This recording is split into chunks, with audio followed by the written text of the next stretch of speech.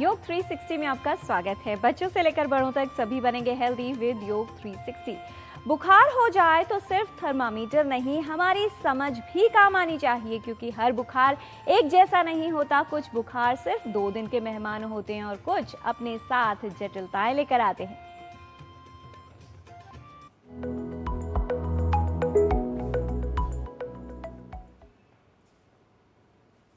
निन्यानवे, 100, 101 थर्मामीटर का बढ़ता हुआ पारा सिर्फ तापमान नहीं बल्कि हमारे शरीर का एक अलार्म है। ये सवाल उठाता है कि क्या हम इस अलार्म को समझ पा रहे हैं या फिर इसे चुप करा रहे हैं। क्या सिर्फ दवा खाकर आप इसे छोड़ देते हैं? बुखार आना, दवा खाना और फिर आराम मिल जाना, लेकिन क्या बीमारी खत्म हुई या नहीं, इस पर ध्यान देना आवश्यक है। क्या आपने सिर्फ लक्षण दबाए हैं या फिर बुखार का कारण जानकर उसे ठीक करने का उपाय किया है? बुखार को हल्के में मत लीजिए, क्योंकि ऐसा करना आपकी सेहत के लिए भारी पड़ सकता है। ये आपकी सेहत पर भारी ना पड़ जाए, आइए इसके लिए आज आपको बताते हैं बुखार से राहत और बचाव के कुछ प्रभावी उपाय। बुखार कोई बीमारी नहीं बल्कि हमारे शरीर का एक सुरक्षा कवच है। जब शरीर पर किसी वायरस, बैक्टीरिया या अन्य संक्रमण का हमला होता है तो हमारी प्रतिरक्षा प्रणाली उनसे लड़ने के लिए शरीर का तापमान बढ़ा देती है। शरीर का सामान्य तापमान 98.6 डिग्री फ़ारेनहाइट होता है, लेकिन जब ये 100.4 डिग्री फ़ारेनहाइट या उससे अधिक हो जाए तो इसे बुखार की स्थिति माना जाता है। बुखार के साथ अक्सर ठंड लगना, शरीर में दर्द, सिर दर्द, कमजोरी, पसीना आना और भूख कम लगना जैसी समस्याएं हो सकती हैं। बरसात के मौसम में viral fever, dengue, malaria, typhoid और चिकनगुनिया जैसी बीमारियों का खतरा बढ़ जाता है। बुखार का सही प्रबंधन करना आवश्यक है और इसमें उपयोगी है कुछ सरल प्राकृतिक उपाय। थर्मामीटर का बढ़ता पारा देता है ये पैगाम कि ऐसे में लापरवाही नहीं आने वाली है काम। इन योगासनों से आपको बुखार में मिलेगा आराम। बुखार में आपका शरीर टूट जाता है, विशेष रूप से आपकी कमर पर, पैरों पर, गर्दन पर आपको बड़ी अकड़ाहट लगने लगती है। ऐसे में आप बिस्तर पर ही लेटे लेटे एक अभ्यास ले सकते हैं और या इस तरह से मैट पर भी इस अभ्यास को ले सकते हैं, विपरीत कटी चक्र आसन। और ये इतना इफेक्टिव प्रैक्टिस है कि आपका जो सारा का सारा स्पाइनल और सिर्फ स्पाइनल टेंशन ही नहीं, होल बॉडी टेंशन को ये रिलीज करेगा और बुखार में हमारे शरीर में ऑक्सीजन के प्रवाह को भी बढ़ाएगा। और उसी के साथ साथ खाली ऑक्सीजन के प्रवाह को ही नहीं बढ़ाएगा, ये हमें रिलीफ प्रदान करेगा।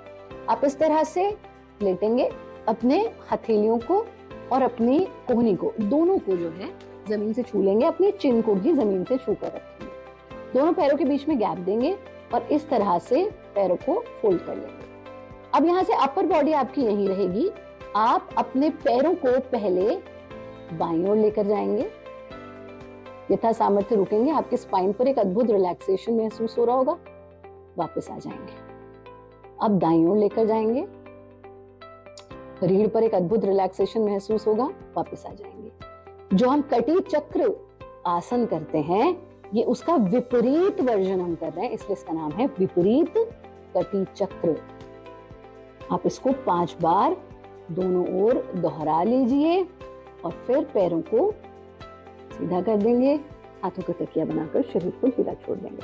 अब यहाँ से वापस कैसे आना है? हाथों का ही सहारा लेकर यथा सामर्थ्य जितना इजी हो पीछे झुकेंगे। परफेक्शन नहीं सीख करना है हमें। और फिर यथा सामर्थ्य आगे, हो सकता है यहीं तक रुकने का मन हो, यहीं रुक जाएं या फिर आगे आ जाए। बस फिर आप वज्रासन में बैठ जाइए। ये छोटा सा अभ्यास आपकी इम्यूनिटी को तो ऑफ कोर्स बेहतर करेगा ही करेगा, लेकिन बुखार में होने वाले शरीर के दर्द में आपको बहुत बहुत रिलीफ देगा। मौसम बदले तो सावधानी भी साथ बदल जाए। छोटी सी जागरूकता बड़ी मुश्किल को दूर भगाए। बुखार की अवस्था में रखें सावधानी, आसानी से पचने वाला हल्का आहार ही खाएं। बरसात का मौसम आ चुका है और इस मौसम में बहुत सारी बीमारियां होती हैं, जिसमें से सबसे कॉमन है बुखार। आयुर्वेद में बहुत सारी बीमारियों से रोकथाम के उपाय बताए गए हैं। घर का बना हुआ ही ताज़ा खाना खाएं। बाहर के बने हुए खाने का प्रयोग करने से बचें। हल्की खिचड़ी बना के खा सकते हैं और इसमें जो सीजनल सब्जियां हैं, जैसे करेला मिलता है हमें, परवल मिलता है, इनका प्रयोग करें। हल्के खाने का मतलब ये है कि जो पचने में सुखदायक हो, इजीली डाइजेस्ट हो जाए, ऐसे ही खाने का प्रयोग करें जो हमारी अग्नि को, एपेटाइट को और डाइजेशन को ठीक रखे। क्योंकि आयुर्वेद का प्रिंसिपल ये कहता है कि अगर हमारी अग्नि ठीक रहती है तो हम स्वस्थ रह सकते हैं। इससे हमें कम से कम बीमारियां होती हैं। हमें पानी को ठीक तरीके से प्रयोग करना होगा। जब भी घर से बाहर जाएं, अपना पानी अपने साथ लेके जाएं और इंश्योर करें कि वो पानी कंटेमिनेटेड ना हो।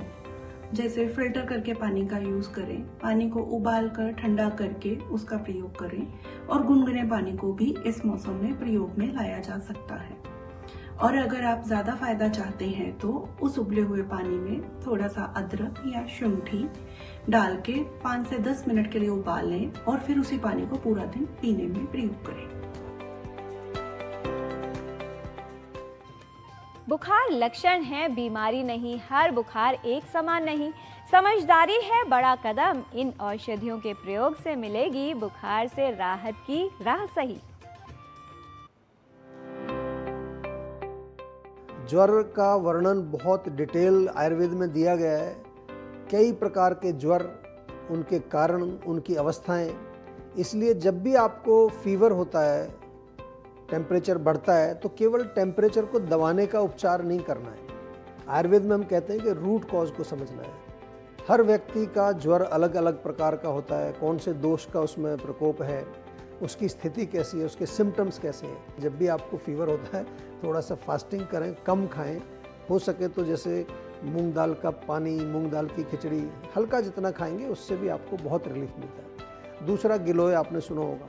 गिलोय का काढ़ा बना के दिन में 2-3 बार पिए, उससे बहुत फर्क पड़ता है। सुदर्शन चूर्ण के नाम से एक चूर्ण आता है, एक महासुदर्शन घनवटी के नाम से इजीली मिल जाती है चीज़ें। ये भी आप ले सकते हैं, इनसे बहुत लाभ मिलता है। महासुदर्शन वटी अगर मिले 2-2 गोली आप दिन में 2 या 3 बार लें गुनगुने पानी के साथ, तो उससे लाभ मिलेगा। यदि आपको कोल्ड है, कफ वाला ज्वर है, तो उसमें त्रिभुवन कीर्ति रस। लेकिन मैं फिर कह रहा हूँ कि आपको हमेशा एक डॉक्टर की देखरेख में ही औषधियाँ लेनी चाहिए। संजीवनी वटी बहुत अच्छा काम करती है जब आमज ज्वर हो, यानी कि आपके पेट में जो है अपच हो, आम बन रहा है, उसमें संजीवनी वटी बहुत अच्छा काम करती है। तो आयुर्वेद में ज्वर की बहुत उत्तम चिकित्सा है।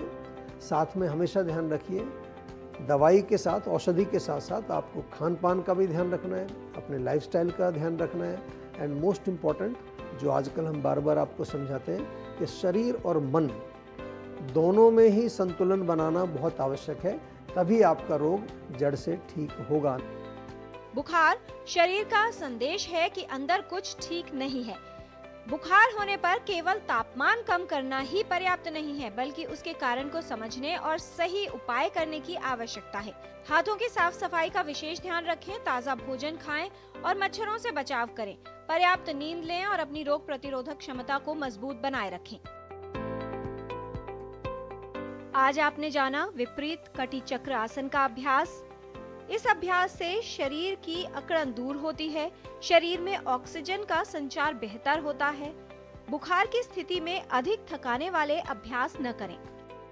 बुखार की स्थिति में कम मात्रा में हल्का व सुपाच्य आहार लें। मूंग और मसूर की दाल का सूप पिएं। तिक्त रस वाले आहार जैसे करेला व परवल खाएं। पानी में अदरक या सौंठ डालकर उबालें और उस पानी को दिन भर पिएं। गिलोय का काढ़ा दिन में 2-3 बार पिएं। सुदर्शन चूर्ण या महासुदर्शन घनवटी का प्रयोग लाभप्रद है। जुकाम या कफ वाला ज्वर होने पर त्रिभुवन कीर्ति रस का सेवन करें। बुखार में पेट में अपच या आम बन रहा हो तो संजीवनी वटी लेना उपयोगी है। बुखार को मत समझिए बस मौसम का असर, कभी कभी ये देता है बीमारी की पहली खबर। ताप बढ़े तो घबराइए नहीं, समझदारी दिखाइए, बुखार का कारण जानकर उसको दूर करने के उपाय अपनाइए। ऑनलाइन देखकर यहाँ वहाँ पूछकर नहीं, विशेषज्ञ के परामर्श से ही कोई भी दवा खाइए। हेल्थ संबंधी जानकारी हम आप तक ऐसे ही लाते रहेंगे, आपको हेल्दी बनाते रहेंगे। बच्चों से लेकर बड़ों तक सभी बनेंगे हेल्दी विद योग 360।